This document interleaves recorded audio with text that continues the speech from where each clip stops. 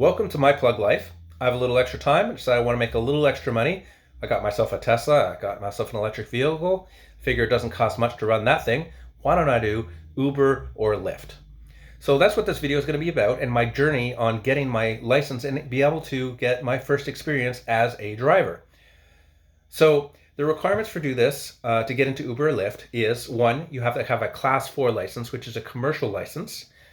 You need to do a background check. You have to have a medical form, and you have to have your vehicle inspected to be roadworthy. There's a limited period of time. You can only have a vehicle that's under a certain number of years old, relatively new, of course, and well maintained. So they want to make sure that you're a quality driver in this experience. So first thing I did is I had to get the license. Now, the class 4 commercial license, the requirements for it is you have to have your class 5, which is your full license, not the L or the N. Once you have written and passed all your driving tests on that, the next day you can go and pick up this book from ICBC. Nice smiling face on the front here. Now this guy is going to tell you all about commercial vehicles, like semis in the background and 5-ton trucks. But as an Uber or Lyft driver, you're not going to need to know this. Unfortunately, the test is not specific to that. So when you look at this book, you're going to have to learn about stuff like air brakes and maintaining air brakes and how to mark your broken down vehicle and how to fill out a log form, all this kind of stuff that's not going to be useful to you as an Uber or Lyft driver, but unfortunately you got to rate this test. Now, my experience on this is I picked up this book, I read it for a while, and I immediately tried to set up an appointment for my knowledge test.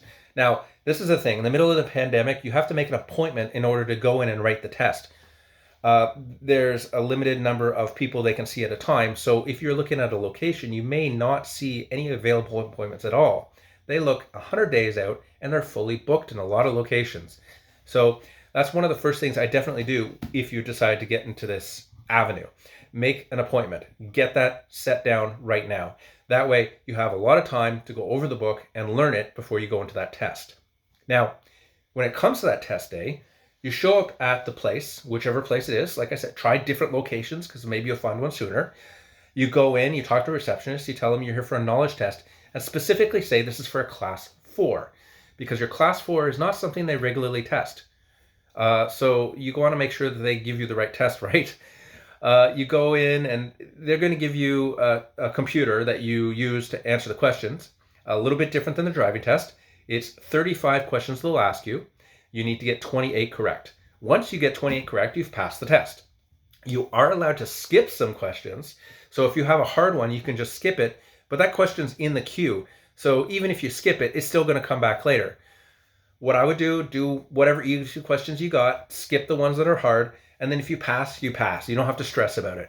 But if you do come to those harder questions, then you can spend more time and get a better idea of what the best answer for those situations are. You have 45 minutes to do the test, which is far more than you need. You can probably do this in 10 minutes if you decently know what you are seeing and know what you're talking about. And once you're done that test, congratulations, you can now get the license. But of course, there's a few other requirements beyond this. They're going to do an eye exam. Going to make sure that your eyesight is well enough in order for you to be able to drive as a commercial vehicle. And the requirements are slightly higher than a regular car license. So that might catch you up there.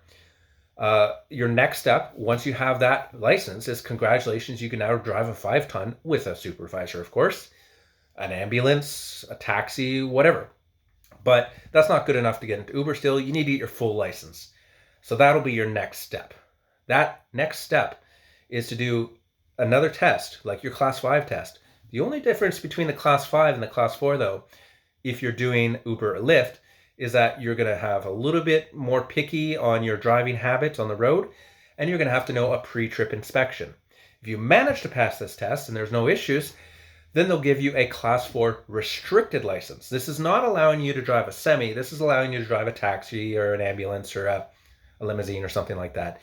Much easier requirement. If you wanted the full class 4 license, you'd have to probably have a 5-ton or a semi or something like that, so you could show them that you know what you're doing on that. So that's the next step for me. I've done my test. I've passed my test.